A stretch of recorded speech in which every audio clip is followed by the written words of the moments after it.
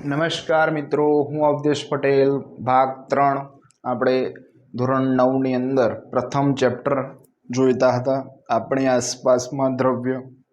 આગળના લેક્ચરની અંદર આપણે ચર્ચા કરી ચૂક્યા હતા કે દ્રવ્ય એક કણોનો બનેલો છે અને દ્રવ્ય જે છે એ ખૂબ જ અતિ સૂક્ષ્મ છે. તો દ્રવ્ય અતિ સૂક્ષ્મ છે એના વિશે આપણે ચર્ચા કરતા હતા. એક પાત્ર આપણે પાણી ભરેલું બીકર 100 ml લીધું, એની અંદર આપણે પોટેશિયમ પરમેંગેનેટના 3 થી 4 કણ જે છે એ લીધા હતા. ત્યારબાદ આપણે એ પાત્રમાંથી 10 ml જેટલું કસનળીની અંદર જે પોટેશિયમ પરમેંગેનેટનું દ્રાવણ જે છે એ અલગ કરી અને બીજા એક બીકરની અંદર 90 ml પાણીમાં આપણે એ ઉમેરેલું. આ પ્રવૃત્તિને આપણે વારંવાર પુનરાવર્તિત કરતા હતા અને જેના કારણે બીકરની અંદર 90 ml પાણી અને પછી પાછું 10 ml પોટેશિયમ પરમેંગેનેટને અન્ય બીકરની અંદર લેતા હતા. આ વારંવાર પુનરાવર્તન કરવાથી પોટેશિયમ પરમેંગેનેટ જે છે એનું જે પ્રસરણ જે છે એ જુદા જુદા બીકરની અંદર ધીમે ધીમે આગળ વધે છે. પરંતુ જેમ બીકર વધતા જાય છે, જેમ જેમ આ વસ્તુ KMnO4 જે છે એક બીકરમાંથી બીજા બીકરની અંદર આપણે ઉમેરતા જઈએ છીએ, તેમ તેમ KMnO4 નું પ્રસરણ જે છે એ ઓછું થાય છે. મીન્સ કે KMnO4 જે છે એ અતિ અવર્ધિત કણોની અંદર વિભાજિત થાય છે, જેના કારણે એ નાના નાના કણોની અંદર રૂપાંતરિત થયેલું હોય છે. એટલે કે KMnO4 જે છે એ ધીમે ધીમે ધીમે એનું મંદન થાય છે. મંદન થાય છે તેમ તેમ એનો રંગ જે છે એ ઘેરાથી આછા રંગ તરફ શું થાય છે, રૂપાંતરિત થતું હોય છે. એટલે આપણે એવું સાબિત કર્યું કે પાણી જે છે એની અંદર KMnO4 લેવામાં આવે છે, જેમ જેમ એને આપણે એક પાત્રમાંથી કસનળી દ્વારા બીજા પાત્રની અંદર આપણે 10 ml ઉમેરતા જઈએ તેમ તેમ એની સાંદ્રતામાં ઘટાડો થાય છે, સાથે સાથે એનો રંગ પરિવર્તનમાં પણ ફેરફાર થાય છે. એટલે કે કણ જે છે એ ખૂબ જ અતિ સૂક્ષ્મ પ્રકૃતિ ધરાવે છે. અહીંયા દ્રવ્યના કણોની લાક્ષણિકતા વિશે આજે ભાગ 3 ની અંદર આપણે ચર્ચા કરવાની છે. દ્રવ્યના કણો વચ્ચે અવકાશ છે. આપણે આગળ જોઈ ગયેલા કે વૈજ્ઞાનિકો, આધુનિક વૈજ્ઞાનિકોના બે મત હતા. એક સમૂહ એવું કહે છે કે દ્રવ્યના કણો સતત છે, કન્ટિન્યુઅસ છે, જ્યારે બીજો એક સમૂહ એવું કહે છે કે દ્રવ્યના કણો એ રેતીના કણોની માફક જોવા મળે છે, નાના નાના કણોની માફક હોય છે. એટલે કે રેતીના કણો વચ્ચે જેમ અવકાશ હોય એમ દ્રવ્યના કણો વચ્ચે એક ખાલી જગ્યા છે. તો પ્રવૃત્તિના આધારે આપણે KMnO4 તો આપણે પાણીની અંદર જોઈ ગયા કે પાણીની અંદર KMnO4 ઓગાળવામાં આવે છે ત્યારે પાણીની પાત્રની અંદર સપાટીમાં કોઈ વધારો થતો નથી. આપણે એવી રીતે પ્રવૃત્તિ આગળ એક પણ જોઈ ગયેલા કે જેમાં આપણે પાણીની અંદર આપણે મીઠું નાખવામાં આવે છે અને પછી આપણે એને કાચના સળિયાથી આપણે હલાવીએ છીએ તો એની અંદર પણ શું થાય છે, મીઠું દ્રાવ્ય થઈ જાય છે, એટલે કે સમાઈ જાય છે. પાણીના કણો વચ્ચે અવકાશમાં મીઠું, ખાંડ કે ડેટોલ વિશે પણ આપણે જોઈ ગયેલા. ડેટોલની વાસ આવે છે, રંગ પરિવર્તન થતું નથી. પોટેશિયમ પરમેંગેનેટમાં રંગ પરિવર્તન થાય છે. તો આ પાણીના કણો વચ્ચે અવકાશની અંદર આ ગોઠવાઈ જાય છે. તમારી મમ્મી મિત્રો ચા કે કોફી કે લીંબુ શરબત બનાવે છે ઘરે, તો તમે જોઈ શકો છો કે જ્યારે પાણીનું એક પાત્ર લેવામાં આવે છે જેની અંદર ચા, ખાંડ આ ઉમેરવામાં આવે છે, ત્યારે પાણીમાં શું થાય છે, તો ચા અને ખાંડ જે છે, ખાસ કરીને આપણે ખાંડની વાત કરીએ તો ખાંડ જે છે એ મિશ્રિત થઈ જાય છે, આંતર મિશ્રિત થઈ જાય છે, પ્રસરી જાય છે. એનું શું કારણ? તો એના ઉપરથી સાબિત થાય છે કે દ્રવ્યના કણો વચ્ચે કંઈક ને કંઈક અવકાશ છે. અહીંયા બીકર દ્વારા મેં સમજાવ્યું છે કે બીકરની અંદર પાણી લીધું છે, એની અંદર આપણે મીઠું કે ખાંડ ઉમેરવામાં આવે છે, તો એ મીઠું અને ખાંડ આપણને થોડાક સમય પછી જોવા મળશે નહીં, એ પાણીની અંદર આંતર મિશ્રિત થઈ જશે, એટલે કે એની અંદર સમાઈ જશે. KMnO4 આપણે લેશું તો KMnO4 પણ પાણીની અંદર સમાઈ જશે, એટલે રંગ પરિવર્તન આપણને દેખાય છે. પરંતુ એ કણ જે છે કણ સ્વરૂપે હતા, હવે પાત્રમાં પાણીની અંદર ઉમેરવામાં આવે છે ત્યારે પાણીની અંદર એ કણ સ્વરૂપે જોવા મળતા નથી, એટલે કે એની અંદર શું થઈ ગયા છે, આંતર મિશ્રિત થઈ ગયા છે. હવે મિત્રો પ્રવૃત્તિ 1.3 NCERT બુકમાં આપેલી છે. દ્રવ્યના કણો સતત ગતિશીલ હોય છે. તો આવું શા માટે ગતિશીલ હોય? તો આપણે જોઈએ કે ભાઈ શાળાની અંદર આપણે વર્ગખંડમાં જ આ પ્રવૃત્તિ કરી શકીએ છીએ. તો શું કરવાનું છે મિત્રો? તો આપણે વર્ગખંડની અંદર એક અગરબત્તી લેવાની છે. એ અગરબત્તીને ટેબલ ઉપર મૂકી રાખીએ છીએ. થોડાક સમય પછી તમે અગરબત્તીને હાથમાં રાખો અથવા ટેબલ ઉપર મૂકી અને તમે એની નજીક હશો તો તમને સુવાસ આવશે. એની સોડમ જે છે એ તમે નજીક હશો તો આવશે. પણ એ અગરબત્તીને તમે ટેબલ ઉપર મૂકી અને ત્યાંથી થોડાક દૂર જતા રહો અથવા ઓરડાના કોઈ પણ ખૂણાની અંદર જતા રહો ત્યાં ટેબલ ઉપર મૂકીને, તો એ સુવાસ આવશે નહીં. બીજી પ્રવૃત્તિમાં શું છે, તો અગરબત્તી છે એ આપણે પહેલા સળગાયા વગર હાથમાં રાખેલી. હવે બીજી વખત શું કરવાનું છે, એ અગરબત્તીને આપણે ટેબલ ઉપર મૂકવાની છે, પરંતુ સળગાઈ અને પછી એને ટેબલ ઉપર મૂકીને આપણે વર્ગખંડમાં કોઈ ખૂણા ઉપર જશું તો થોડાક સમય પછી એની શું આવશે, સુવાસ આવશે, એની સોડમ તમને આવશે. તો મિત્રો પહેલી વખત અગરબત્તીને સળગાયા વગર રાખી હતી તો એની સુવાસ આપણને નજીક હતા તો આવતી હતી. બીજી વખત આપણે શું કર્યું, અગરબત્તીને સળગાવી અને ટેબલ પર મૂકી અને વર્ગખંડના કોઈ ખૂણા અથવા થોડા અંતર સુધી તમે દૂર જે ગયા તો ત્યાં તમને સુવાસ થોડાક સમયમાં આવવા લાગી. તો એનું શું કારણ, તો મિત્રો દ્રવ્યના કણો ગતિશીલ છે, પણ ગતિશીલ સ્વભાવ કોના કારણે, તો ગતિશીલ કેમ, તો તમે હાથમાં રાખેલી તો અગરબત્તીની સુવાસ આવતી, પણ સળગાવી તો એ દૂર સુધી તમને સુવાસ જોવા મળી. તેનું કારણ શું, તો દ્રવ્યના કણો ગતિશીલ સ્વભાવ તો ધરાવે છે, પણ જેમ તમે અગરબત્તીને સળગાવી તાપમાનમાં વધારો કર્યો તેમ કણોની ગતિમાં પણ શું થયું, વધારો થયો. એટલે કણોની ગતિ ઉર્જામાં શું થાય છે, વધારો થાય છે. એટલે કે દૂરના અંતર સુધી પણ એ સોડમ અથવા સુવાસ જે છે એ તમારા સુધી પહોંચે છે. તો આ પ્રવૃત્તિ આપણને એક લાક્ષણિકતા સમજાવે છે કે દ્રવ્યના કણો હંમેશા એનો સ્વભાવ ગતિશીલ હોય છે, પ્રસરી શકે છે, પ્રસરણ પામે છે. અગરબત્તીની સુવાસ એ એક જગ્યાએથી બીજી જગ્યાએ પ્રસરી શકે છે. એવું ઉદાહરણ આપણે બીજું આપી શકીએ. ઘરમાં તમારી મમ્મી જમવાનું બનાવતી હોય, સારી એવી વાનગી બનતી હોય તો એની સુવાસ જે છે, જ્યારે એ રસોઈ તાજેતર બનતી હોય છે ત્યારે એ સુવાસ તમારે રૂમ કે તમારા ઓરડા સુધી પહોંચે છે. તો એ શું છે, તો પ્રસરણ પામે છે. જે વસ્તુ ખોરાક જે બને છે, તમે જે રાંધણ ગેસ દ્વારા ખોરાક જે પકવો છો, જ્યારે એ બનતો હોય છે ત્યારે એમાંથી જે સુવાસ જે છે એ તમારા રૂમ સુધી અથવા તમારા ઓરડા સુધી પ્રસરે છે, જેનાથી તમને અલગ અલગ વાનગીની સુવાસ રસોડામાંથી આવે છે. બીજી પ્રવૃત્તિ છે મિત્રો 1.4, પાણી ભરેલા 2 બીકર લીધેલા છે. આ બંને બીકરની અંદર આપણે શું કરવાનું છે, તો એક બીકરમાં મિત્રો આપણે શાહીનું ટીપું લેવાનું છે. શાહી આપણે પેનની જે સહી આવે છે એની વાત છે. તો એ પેનની શાહી આપણે એક ચમચીની અંદર શાહી લીધેલી છે. આ ચમચીમાં શાહીનું ટીપું જે છે એ આપણે લીધું છે.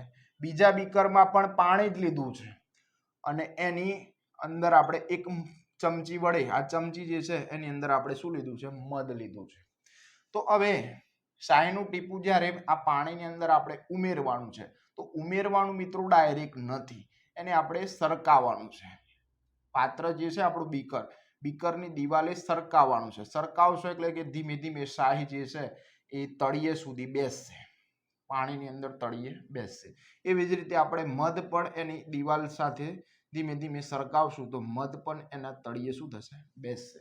તો આ બંને થોડાક સમય પછી જોજો તો શાહીનું ટીપું અને આ જે મધનું ટીપું જે છે એ કલાકો અથવા અમુક દિવસમાં શું થશે, પ્રસરી જશે. તો તમે જોઈ શકો છો કે પાત્ર 1 અને પાત્ર 2 એમાં સૌ પ્રથમ આપણે શું લીધું, તો પાત્ર 1માં શાહી લીધી અને પાત્ર 2માં મધ લીધું. તો સૌથી વધુ પ્રસરણ ઓછા સમયમાં એટલે કે અમુક કલાકોમાં શાહીનું પ્રસરણ ઝડપી થઈ જશે. આખા બીકરની અંદર એ શાહી શું થઈ જશે, પ્રસરી જશે. ત્યારબાદ તમે આગળ જે છે એ મધ લીધું. તો મધ જે છે એ મધનું પ્રસરણ નીચે બેસેલું હશે, પણ તમે થોડાક એક દિવસમાં તમે જોશો તો આખા પાત્રમાં મધ જે છે એ પ્રસરણ પામી ગયું હશે. તો તમે જોઈ શકો છો કે સૌથી ઓછા સમયમાં વધુ પ્રસરણ, ઝડપી પ્રસરણ કોનું થાય છે, શાહીનું થાય છે. વધારે સમયમાં અને પ્રસરણ કેવું થાય છે, ધીમું પ્રસરણ કોનું થાય છે, મધનું. તો આ બંને વચ્ચેનો તફાવત આપણને સમજાવવા માંગે છે કે શાહીની અંદર, શાહી જે છે એમાં દ્રવ્યના કણો જે છે એ દ્રવ્યના કણોનું જે દળ જે છે એ ઓછું છે, કદ જે છે એ આપણે જોઈએ છીએ કે કદ અને દળ બંનેનો ગુણોત્તર, જેને આપણે ડેન્સિટી કહીશું, તો ડેન્સિટી જે છે શાહીના કણોની ઘનતા ઓછી છે. કોની સાપેક્ષે? મધની સાપેક્ષે શાહીના કણોની ઘનતા ઓછી છે, એટલે એનું પ્રસરણ ઝડપી છે. જ્યારે મધની ઘનતા જે છે એ વધુ છે, એટલે પ્રસરણ કેવું છે? ધીમું છે. તો મિત્રો એક વસ્તુ ખાસ યાદ રાખજો કે જેની ઘનતા વધુ એનું પ્રસરણ ઓછું, જેનું પ્રસરણ વધુ એની ઘનતા ઓછી. આ ખાસ યાદ રાખજો. જેનું પ્રસરણ જે છે એ ઝડપી હોય તો ઘનતા કેવી હશે? ઓછી હશે. પ્રસરણ ધીમું હશે તો ઘનતા કેવી હશે? વધારે હશે. એટલે કે મધનું જે ટીપું છે એનું ઘનતા જે છે એ ખૂબ જ વધુ છે. આપણે એને ડિવાઇડેડ કરવું હોય તો ઘનતા જે છે એ ઘનતા બરાબર દળ ભાગ્યા કદ, એ રીતે આપણે એને સૂત્રથી સમજી શકીએ છીએ. પ્રવૃત્તિ નંબર 1.5 એની અંદર આપણે શું કર્યું છે? તો બે બીકર લીધા છે. એક બીકરને આપણે એ નામ આપ્યું, બીજા બીકરને બી નામ આપ્યું. એની અંદર બંનેમાં પાણી ઉમેરેલું છે. અહીંયા પણ આપણે શું ઉમેરેલું છે? પાણી જ ઉમેરેલું છે. હવે બીકર એમાં પાણી જે લીધું છે એને આપણે શું કરીએ છીએ? ગરમ કરીએ છીએ. ગરમ કરી હીટ કરીએ છીએ, અને આ ગરમ કરેલું પાણી છે, અને બીજું પાણીને આપણે શું રાખીએ છીએ? ઠંડુ. એની અંદર આપણે બરફ ઉમેરી દઈએ છીએ, અથવા બરફ ઓગાળેલું પાણી છે. બરાબર. હવે આ જે પાત્રની અંદર પાણી છે એ પાણીની અંદર આપણે શું ઉમેરવાનું છે? તો તમને બે ચોપડીની અંદર આપેલા છે ઘટક. એક છે પોટેશિયમ પરમેંગેનેટ KMnO4 છે, અને બીજું છે CuSO4 જેને આપણે કોપર સલ્ફેટ કહીએ છીએ. બંનેમાંથી કોઈ પણ એક લઈ શકાય. તો KMnO4 લો અથવા કોપર સલ્ફેટ લો, બંનેમાંથી કોઈ એક લઈએ છીએ. આપણે કોપર સલ્ફેટ લઈએ. પહેલા આગળની પ્રવૃત્તિમાં KMnO4 લીધું. હું કોપર સલ્ફેટના થોડાક કણો જે છે એ પાત્ર એકની અંદર નાખું છું, અને થોડાક કણો જે છે એ પાત્ર બી ની અંદર નાખું છું. તો તમે જોજો કે અહીંયા ગાડી પાત્ર એ માં જે છે એ શું થશે? તો જેવા કોપર સલ્ફેટના કણો તમે નાખવામાં આવે છે, હવે પાત્ર કેવું છે? પાણી અંદર ગરમ છે, કારણ કે આપણે એને શું કરીશું? ગરમી આપી છે. હવે ઉકાળેલું પાણી છે અને આ એક ઠંડુ પાણી છે. તો ગરમ કરેલું પાણી છે એટલે તરત જ KMnO4 શું થશે? એને તાપમાન જેવું, પાણીનું તાપમાન વધારે છે, અહીંયા તાપમાન ઓછું છે, તો પાણીનું અંદર ટેમ્પરેચર વધારે હોવાના કારણે CuSO4 ના કણો જે છે તાપમાન વધુ મળતાની સાથે શું થશે? એની ગતિમાં વધારો થશે. એટલે કે એ ઝડપથી શું થશે? એ પાણીના અણુઓની વચ્ચે શું થશે? પ્રસરવા લાગશે. અને પ્રસરે છે જેના કારણે અહીંયા પાણીની અંદર ઝડપી પ્રસરણ પામે છે, અથવા ઝડપી એની ગતિ ઉર્જામાં વધારો થાય છે. એટલે કે ઝડપથી એ જે છે એ અંદર છૂટા પડી જાય છે, અને પાણીનો રંગ જે છે એ તરત પરિવર્તન થાય છે.